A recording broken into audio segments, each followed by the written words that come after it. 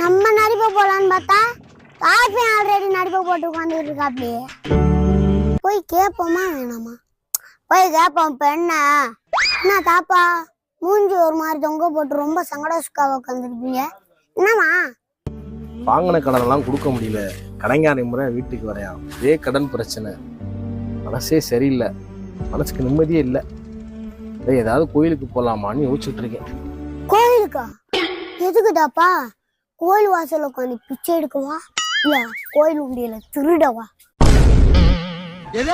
அப்புறம் ஊர் பூரா காசு வாங்கி கடன் அடைக்க முடியலன்னா வேலைக்கு போகணும். கோயிலுக்கு போனா உங்க அண்ணா கடவுள் வட்டிக்கா கொடுத்துக்கிட்டு இருக்காரு, பெரிய மனுஷன் மாதிரி வேலை வெட்டிக்கு போய் கடன் கப்பி அடிங்கயா, இப்படி கப்பித்தனமா பேசிக்கிட்டு.